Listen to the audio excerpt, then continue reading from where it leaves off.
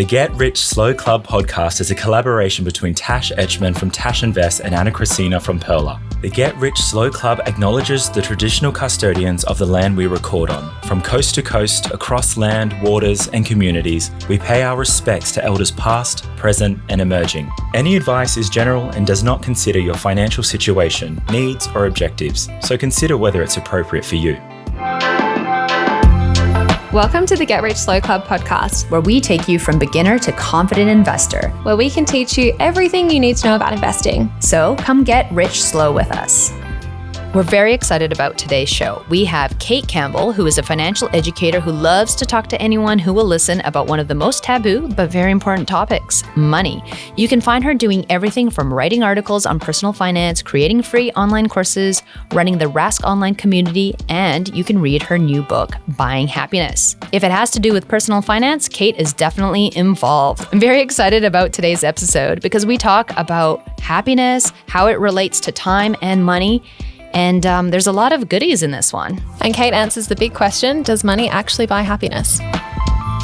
So we've got Kate today, and we're very excited to dive into the topic of money and happiness. But before we do, we usually do our money wins and losses of the week. And we thought that this week it would be fun to kind of switch it up and talk about what we love spending money on. Oh. Yes. And Kate, do you want to kick it off this time?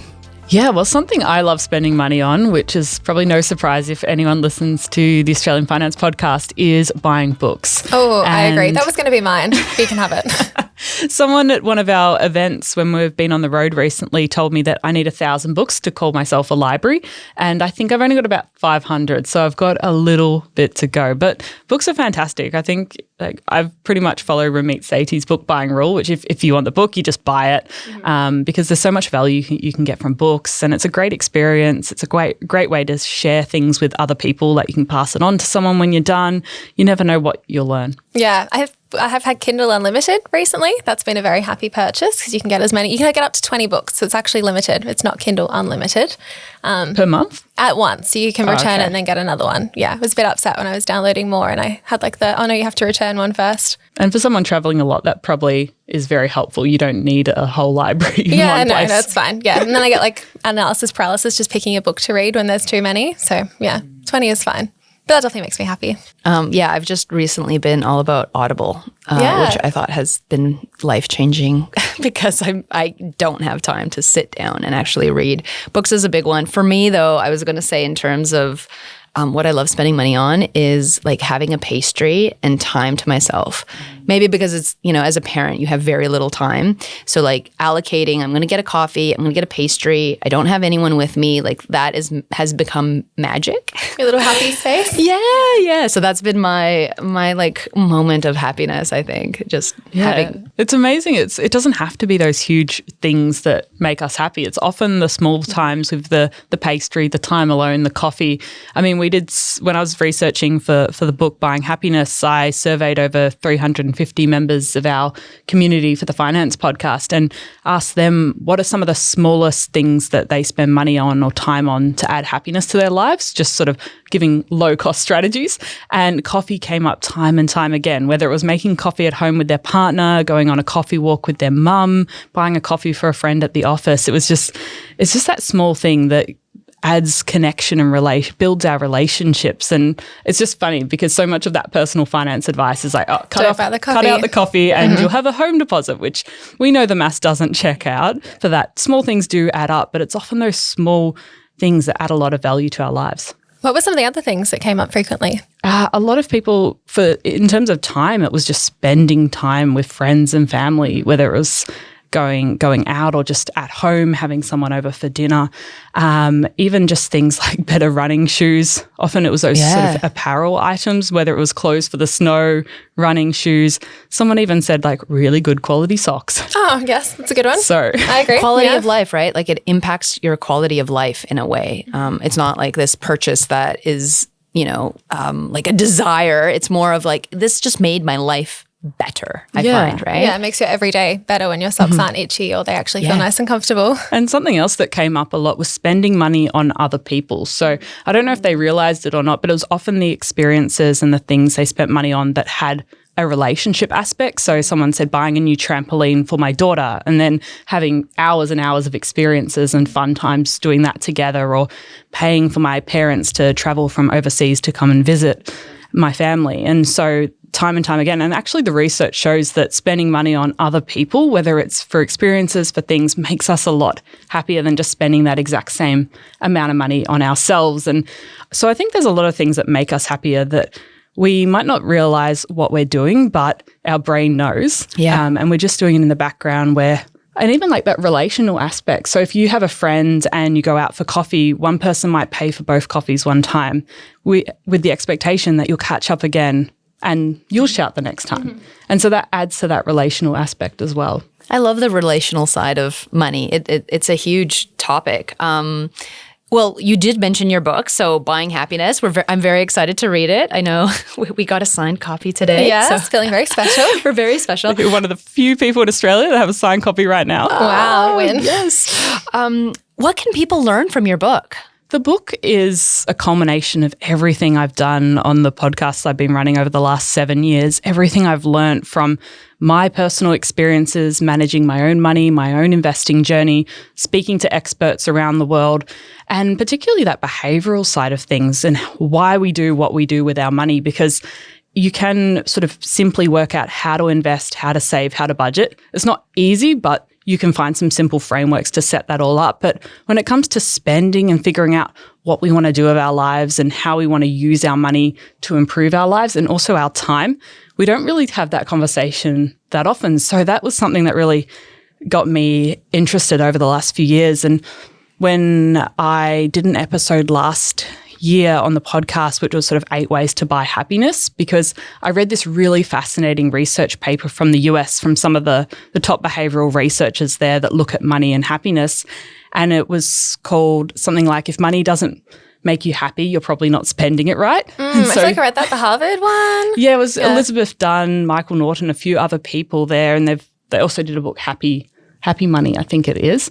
And it was just fascinating. They pulled together all these different research papers and showed all the different ways that you could spend your money a little bit differently to add value to your life. And that really got me thinking about how we use our time and resources better. And so the book sort of slowly formed over the past year, and I did a lot of research into the money and time aspect and how we can use those resources, not to just completely overhaul our life, but just make small changes to the way we use them. But there's also a bit of personal finance, so helping people build their emergency fund, get out of debt. And there's a bit on investing and how to get started in a really simple, straightforward way, and not trying to cover everything, but just trying to give you the basic tools to get started.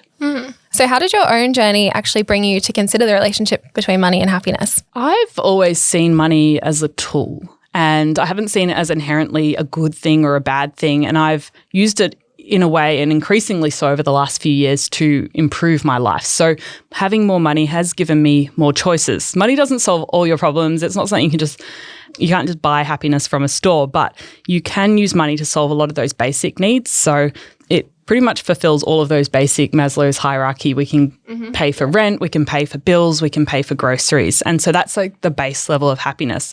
And then I've also been able to use money to have a lot of financial comfort through having an emergency fund. So that has helped me a lot over the years, because I know that that's there to support me if I lose my job or if something happens to my family, I can take time off work to support them. So having that gives me really a steady level of comfort and security. And then I've also been able to use my money to make choices like go and spend more time studying, and the costs involved with going back to university. Yeah, it's pretty pricey. And HECS is going up, but HECS doesn't cover everything. So you still got to pay for things like textbooks. And then just having the money to spend more time on my relationships. And I can do that because I can afford to buy back my time in a way. So sometimes I can outsource things. So instead of having to spend 30 hours doing my own taxes or something like that, I can outsource some of that to an accountant. So there's some areas of my life where I will outsource tasks. There's actually research about that as well, where if we use some of our money to buy back our time, whether it's through using a cleaner or an accountant or buying some meals, that actually boosts our happiness a bit. But there's also a flip side, because if we outsource too much of those things in our lives, we can start to lose a bit of the meaning and purpose and joy. You get used to it. Yeah. If you outsource everything, like if you didn't leave your apartment, you just worked from home, you ordered in food, you could just get someone to pick up your laundry and do that. You don't get out, you don't meet people, you need a little bit of friction in your life. Like one of the examples is writing a birthday card. It is really easy and it's free to send a text to someone, but there's a lot of meaning in going to the newsagents, you're chatting to someone, you're buying a card, you're going home, you're thinking about what you're writing, you're taking half an hour, then you're going to the post office and sending that card, and that person knows that you could have sent a text, but you just spent probably an hour total of your time on them. It's meaningful, right? Like it's meaningful, and being able to choose what you spend your time on and what you're spending your money on are related. And that's the interesting part, I think, about what you were saying a little bit in terms of buying happiness, because there's that relationship between money and time. And so how do you look at those two? How are those interrelated, I think? Yeah. So for me, I personally see time as a really important thing in my life. And for anyone that's interested in the idea of financial independence, they probably really value their time right now, or at least they're valuing their time in the future. And sometimes we overvalue that time in the future and then don't value it right now. So it's really hard to find that balance. But I'm really focused on what can I do today to set myself up in the future while still prioritizing myself right now, because you could sacrifice all your time right now for money or some future goal. I've definitely done that. I had the frugal stage where I wanted to save every single dollar, but now I'm a bit more like, oh no, I want to I value my time a bit more, and I value the convenience things, and I don't want to save $2 on the small things. Yeah, and it's an ongoing balance. So when I was interviewing a behavioral psychologist from the US, Dr. Daniel Crosby, on the podcast, he's fascinating, but he said one of the biggest challenges we face, especially in relationships, is the balance between enjoying today and securing tomorrow. And that could be investing, it could be buying a house, it could be getting out of debt, those kind of things. And it's a constant tension, and I don't think you ever get to a point where you have perfect equilibrium, because there's so many factors that our life pushing and pulling, and things change. Like you might become a parent and suddenly that reshapes your whole worldview. But I think if you just spend a bit more time being intentional with your time and thinking, how can I use it today to enjoy what I'm doing today, but also put a little bit of that time and money, those important resources I have, to secure tomorrow. Yeah. It's the value, right? Like what is your value? What do you value right now? And don't deplete that. Like don't take away from that. You know, if you're valuing the pastries and the coffee, they don't have to be every day, but make sure you have that time or that budget to be able to do those things. Or if it's, more expensive like travel, which is something that I value, right? Like, yes, I want to invest for the future, but I also want to put some money aside to be able to enjoy those moments. Because if I could die tomorrow and I've saved all my, I'm trying to hit fire or whatever it might be, but then I didn't enjoy my life. I'm just working towards something. And if you get to that point, you might have missed out on enjoying your life until you got there. Yeah, and you can't buy it. Like once you've spent the time, you can't buy it back. So there's a lot of times where it might be a perfect time in your 20s to do the year in London, to go backpacking around the world, to go hiking, to walk the Pacific Crest Trail, something like that. Those things, you might have an abundance of time in your 20s. You might be on a budget and that might be the perfect spot to do it. But then in your 50s, you might not have the health and fitness and vitality or even the desire to go and do those crazy things. And so you have to balance between when is the right time to do some of those activities or to make those purchases. And you might decide, I'm going to delay that goal of buying a house by 5 years because there's a lot of experiences and things I want to spend my money on now that I can do in my 20s and 30s that I might not want to do in my 40s, 50s and 60s. Yeah. How do you think someone can actually balance that? For me, it's writing down what I want to prioritize right now. And so I know that there's a lot of things I want to do and achieve, but I know I can't do them all at once. Yeah, you can have everything, just not all at once. What's that quote? Yeah. Well, Paula Pant has one, which is you can afford everything, you can afford anything, but not everything. Yeah. No, I do like that one. But even just writing down what are some of the things you want to achieve over the next, like all those things on your bucket list, and then trying to sort it out over maybe break it into decade categories, and then if you can break it into 5-year categories again, so you can go, okay, these are the 5 things I want to achieve over the next 10 years, but I can't do them all in the next 12 months. And so how can I push one back 2 or 3 years because, okay, that's still something I want to do soon, but I'm okay if it doesn't happen in the immediate 12 months, but I really want to prioritize finishing this course. So that's going to be my focus for the next 12 months. And so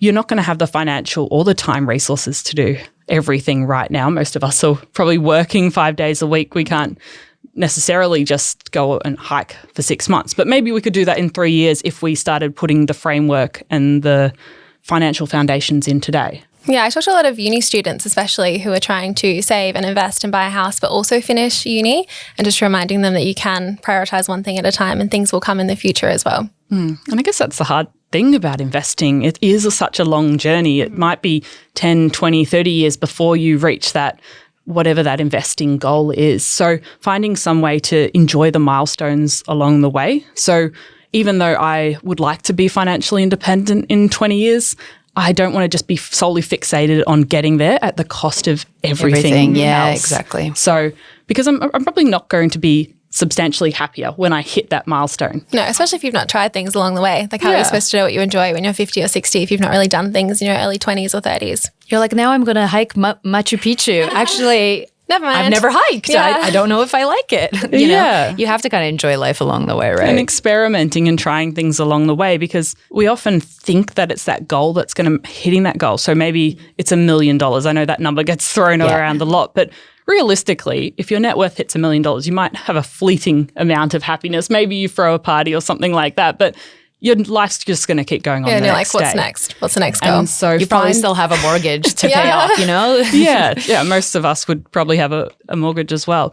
And so finding ways to actually enjoy the process and become more process orientated. So you enjoy the learning, the achievement along the way, because it's a long way to $1 million if you got to wait 20 years before you're going to be happy. Can we normalize $1 million parties? That'd be fun. We can all celebrate our $1 million net worths. I want people to party when they just make their first ETF investment, when they receive their first dividend. Like we get so excited when people have the sold sticker or the bought sticker on a property on Instagram, but we don't really get excited when someone makes their first investment in any other asset. Or when you hit like 100K or something, those milestones along the way. Yeah. There was a thing I saw on is it called Batuta? The satirical meme thing? Yeah, the satirical paper.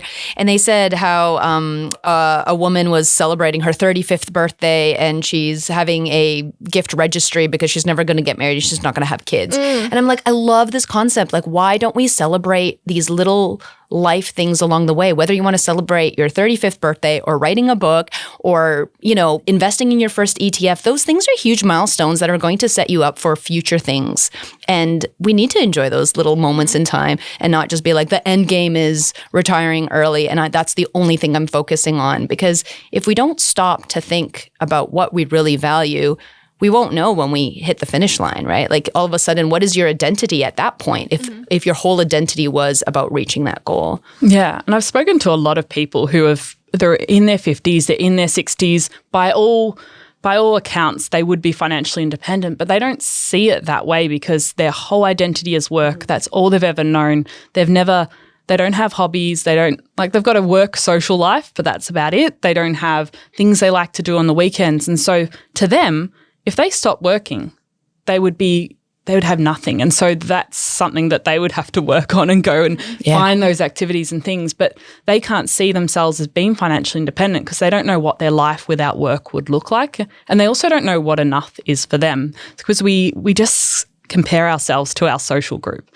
and the people around us and often those exterior things. So I might look at a friend and go, oh, they've bought their first home, they've just got a new car, they must be doing really well. And if I don't have those things, then I feel like I'm behind.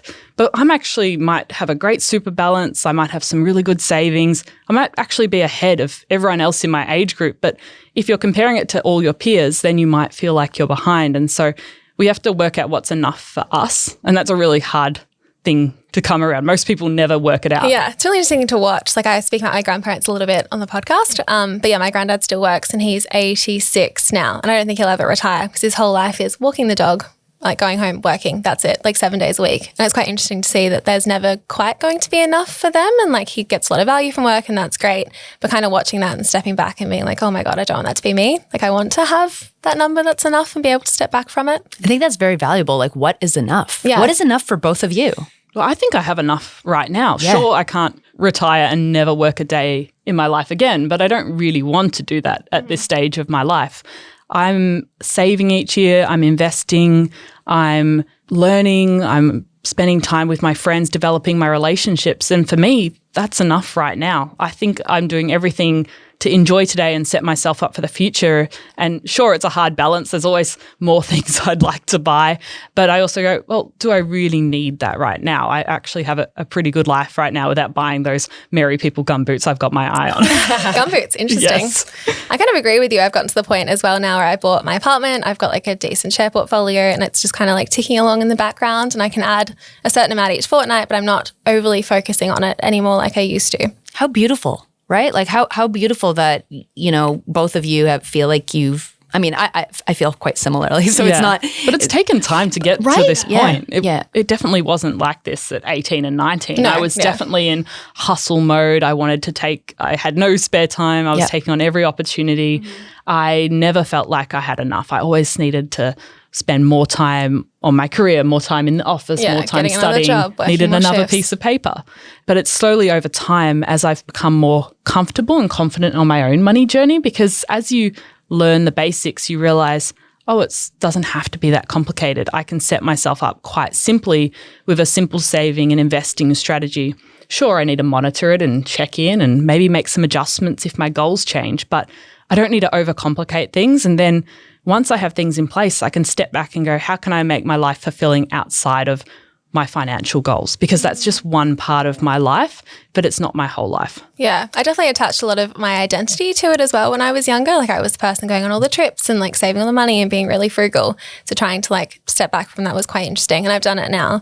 But yeah, when you're in that kind of world, I guess it's hard to kind of detach from that, which I think is what would happen to a lot of people in the FIRE Do you think you movement as well. have to go through that, Anna? like which part? Like the feeling like I've got to work as hard as I can to save and invest. And if I want to reach my financial independence goals or my other goals, I just got to keep going. I think it's also just the culture, right? Like there's a culture of like, I want to reach FIRE. I want to do it as quickly as possible. And if I invest 50% of my income or 80% of my income, I can get there faster. So there's a hustle culture that happens with investing. And I don't think we need the hustle culture, right? Like we're already hustled enough, you know? Society keeps hustling like, us. I was having a conversation the other day. No one has hobbies anymore because everyone talks about side hustles. It's almost frowned upon to have a hobby. Like, oh, you read on the weekend? Like, don't you do anything else? Like, why? Like, that's such a valuable part of our time. So I think that we've created this, like society is already a hustle culture. The FIRE movement is also kind of hustling, like how quickly can I get there? I see people on Facebook groups writing about like, I have $200,000 a year. I have my house almost paid off. I have this. They sound amazing. Like they're in a great, but they feel stressed about wanting to reach FIRE for whatever that is. And it's like, well, what is valuable now? And I think it comes down to your identity. What do you identify with? Do you identify with being a workaholic? Do you identify with being a side hustler? Those things are fine to identify with, but what other things do you identify with? Like what brings happiness? What brings value to your life? What is your rich life, right? Like all of those things. It's not just enough to have that end goal. And you know, we're very goal-oriented as humans. Like that's just really a part of it. But when you read things like Atomic Habits, which I talk about all the time on the podcast. It's a great book. But it's such a great book. You know, like what is our identity and which identity do we want to take on? Do we also want to be an artist? Do we also want to be someone who's into healthy living and trying alternative fun craft things like making candles? Like we can take on other identities along with trying to be financially savvy, right? It doesn't have to be our whole identity. And if we unpack what our own identity is, we can kind of maybe find what we really value or want to value. And it's interesting because we often think it's the goals and the fame and the success that will make us happy, but it actually is our relationships. And one of the longest running studies on adult development run by Harvard in the US, a psychiatrist who's currently the director of the program, Dr. Robert Waldinger, sorry, bit of a long name, he has looked at all of the research and they've found that the biggest predictor of health and well-being over time is actually the quality, not the quantity, but the quality of our relationships. And that is what makes us happy, knowing that if something goes wrong, if you have a bad day, if you're in hospital, you have someone to call and that they're going to come and they're going to give you the help and the support. And you have people you can depend on. You've got a community. And that is actually what leads to our overall health and well-being over time. It's not it's not the $1 million in the bank account. It's not reaching a new level of career success. Often those will make us happy for a short period of time and they're part of our overall happiness. But often we can work towards financial or career goals and then neglect relationships. Yeah. And relationships, some of them can be neglected for a few years. Like I haven't spoken to a friend for a few years and we had dinner the other night and it was like no time had passed. But sometimes you can't neglect those relationships. And if you neglect things for too long or you miss too many of those important milestones in someone's life, sometimes that sort of irreparably damages them. And so that's something that I'd love more people to think about on their own financial journey is, am I prioritizing time with my friends and family along the way in order to have a better sense of well-being and happiness over time? Because it might not seem like the most important thing to do right now. I guess many of us set goals and we don't include improve our relationships or work on my relationships with my friends and family on that list, but it actually adds a lot of value to our lives. And finding friends who align with the life that you want as well, like that's quite a tricky one, but a really important one as well. I think I heard something recently on the lines of your kids won't remember the work and successes that you did, but they'll remember the time that you were away. And that really hit home, right? Like, I don't know if you think about being a kid and if you had a big game or an event and if your loved ones, your family wasn't there, you really felt it, right? And I think about that for my kids as well as I've, as I'm transitioning back into work, as I'm also doing things on the side, I'm neglecting one side for something else. And how do you balance those two? How do you balance, the finances and making money and following your own goals, but not neglecting your relationships? And I think it comes back to like being wholeheartedly there, like being 100% present in the moment and not neglecting those relationships, right? Because if you do, it might lead to issues in the future, right? Like if you're not here now, how are you going to be here for that person in the future? Yeah, and we often think it's just like turning up for the big birthdays or the weddings or the funerals, but it's also really important to show up for when your friends had a really tough time at work, like being there, just spending time. It might not even be solving their problems. It might just be sitting, making them a cup of tea and listening and providing a supportive ear. But it's often those smaller moments that are really hard to quantify, but they make a meaningful difference to the quality of our relationships over time. And I think more people should set sort of I wouldn't say goals, but maybe just intentions at the start of the year when you're thinking about, I want to save $20,000 this year, or I want to go to Europe and I want to do this. Prioritizing your relationships and spending time on them as well. Was it you who had a spreadsheet of people you were reaching out to? Did I hear that from you? No. I had a notes app for a while just to remind me if I hadn't kept in touch with someone for a while. I was talking to someone who had a spreadsheet, I think, and it was like every 3 months they had to, it was a reminder to check in with people and when they last checked in. I thought that was quite interesting. I saw something like that recently as well, and I thought that was beautiful, right? Like just trying to nurture these relationships, potentially someone you worked with or a friend that you don't see often. Like how valuable and lovely is that? And sometimes you realize you've parted ways and you don't see eye to eye and there's, you move on, but at least it's like closing a door. And it's definitely harder to make friends as adults. So it's something you have to be a bit more intentional about. Like last year I tried out improv comedy and that was a way that I was able to meet heaps of new people and make new friends. And that led to many other great things happening, but you had to put yourself out there and it was scary at the start. I was in a really uncomfortable situation, but in a safe way, and I got to be silly and meet new people and express myself in a different way, and that led to lots of new friendships. And so I think sometimes we just have to take that first step and put ourselves into these situations where we can meet new people and know that it's not going to happen instantly. You have to keep showing up. You have to keep sending the messages and keep trying to meet new people and work on developing those relationships. And be the person to reach out and say, hey, do you want to get coffee? Because most people probably want to make more friends, but everyone's just waiting for someone else to make the first move. Yeah, that's the best advice. Most people just sit there and they want to be invited, but they're not reaching out. So I find sort of 9 times out of 10, if you reach out to someone and put something out there, they'll either say yes or they'll counter propose. If they say no, then you just leave that there to the next person. Yeah. So to conclude, does money buy happiness? Yes, to an extent. Yes, full stop. No. I think it fulfills a lot of those basic needs. If you're struggling to pay rent, to pay for the bills, I think anyone in that position could clearly say that money would buy them a lot more happiness, comfort, security. But then we often get confused after that point. But there's a lot of things we can do to add a bit of extra value to our lives. So some of the research shows that if we anticipate a purchase or an experience, that adds value to that experience. So thinking about ways you can use your existing resources better. So could you book that trip overseas 12 months out, and then you've got 12 months to plan, to ask for recommendations, and that builds up the anticipation of the experience, and that adds a lot of extra happiness to your life. So you're still spending the same amount of money, but you're experiencing it quite differently. Yeah, I read that someone was recommending booking more shorter trips more frequently, so you have more things to look forward to rather than that one big trip where it comes and then it's gone, instead of having like weekend stays every few months or something. Yeah, because we adapt. We also adapt. So it's kind of like there's the catch-22 where we like that big overseas vacation because it's often a once-in-a-lifetime opportunity to see new things. But then once it's over, we might not be able to afford to go on another trip for a few years. And so there's also the flip side where the research says that sometimes we actually prefer quantity over quality. And so we might actually, as you said, Tash, like those 6 weekend vacations a year to different places around Victoria. So maybe testing what works for you and what adds greater value to your life. And maybe you have a slightly less expensive trip, but you can also plan a short vacation during the year.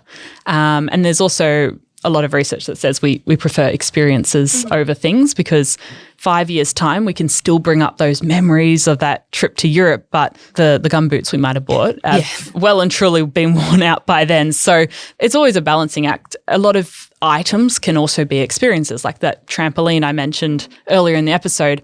It's a purchase of a physical item, but it's going to give hundreds of hours of experience from it. So often things sit in that middle between an experience and an item too. Yeah, and actually figuring out what you do enjoy as well, like not just following the latest TikTok thing where everyone's in Europe and you might not actually enjoy backpacking around Europe. It's really figuring out what you enjoy and what you actually want to spend on. Yeah, like a lot of people romanticize solo travel, but I solo travel for 3 weeks. And it's hard. I don't think I'm a solo traveler. Yeah, I'm definitely a solo Yeah, traveler. I like it in like short bursts, I guess, but having it really like structured almost, where I know there's an end and I'll get to see people. But it can be hard because if you have never been confronted with yourself for like a long period of time, if you've never gone out for dinner by yourself or to the theater by yourself, that might be a place to start before you go on a trip by yourself. When you've just seen like TikTok's glamorizing it. Yeah. So you can find ways to do those things in Australia without going overseas. So finding small ways to experiment as well on how you can spend your money better. And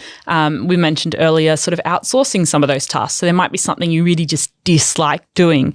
Maybe it's once a year, maybe it's once a month, this I can't regular wait to like task. outsource the cleaning. That is my dream, Yeah. getting a cleaner. And so for you might prioritize putting some money aside in your budget for outsourcing cleaning once a fortnight, and then that time is freed up for you to do something else and maybe spend more time with friends and family. Great tips. I love these tips of how to buy happiness Yes. along the way, right? You can do it. The answer is yes. And also novelty, because our brain adapts to things so quickly, and our baseline just keeps adapting as we get paid more. We just adjust to a new standard of living. But it's the same with activities. So if you can find a way to surprise your friend with an experience, like that actually will make both of you quite happy. And novelty. So instead of going to the exact same restaurant or coffee shop every time, mixing things up, walking in a new direction, that just is a small way to use the same amount of time and money that you would have spent, but add a bit of extra happiness to your day. I love that one. Yeah. Do you have 2 quick actionable steps for people who want to buy more happiness? Plan something right now so you've got something to anticipate in your calendar 30 days' time. Book like it. a ticket to a show, book a movie, book a dinner with a friend. Oh, there's good movies around at the moment. Yeah. Oppenheimer. I loved it. Have you seen it? No, I haven't. Oh, so good. For me, I'm a theatre person, so I'm going to my favourite group, Impromptunes, in about a month's time with a friend. Awesome. So it's improvised musical. That's cool. It's a little bit of a niche thing I'm into, but I just love Improvised watching musicals and improv, and the combination is just even better. Amazing. So book something in the next month so you can anticipate, you've got an experience, and you're doing something hopefully with a friend. And second tip would be working out what you value spending money on, and then try and spend $50 more on it this month, and just really enjoy that experience or that item or that piece of cake. Oh, I love that. Oh yeah, or the pastry and the coffee. Yeah. Awesome. Thanks, Kate. And where can people find more about you? You can find more about me on the Australian Finance Podcast, available on all good podcast players. And also you can buy my book, Buying Happiness, Learn to Invest Your Time and Money Better, on Amazon, Booktopia, and hopefully in Dymocks and other bookstores near you. It's exciting. We'll just pop the link up. It's a really good book. I'm excited. Amazing. Tash got an early peek at the book. Yeah, it's very good. Awesome. Thanks, Kate. Woo. Thanks for having me. Thanks so much for joining us. If you found this episode helpful, please rate us 5 stars, write a review, or share with a friend. If you're new to investing, make sure to listen to our first 10 episodes. Follow us at Get Rich Slow Club, or Tash at Tash Invests, or me at Ana Kresina. This show was brought to you by Natasha Etschmann, who is an authorised representative 1299881 of Guideway Financial Services, AFSL 420367, and Perla, who is an authorised representative 1281540 of Sanlam Private Wealth, AFSL 337927. Knowledge is power, especially when it comes to investing. So make sure you check out our financial services guides and read the product disclosure statement and target market determination for any investments you're considering. See our show notes for more info.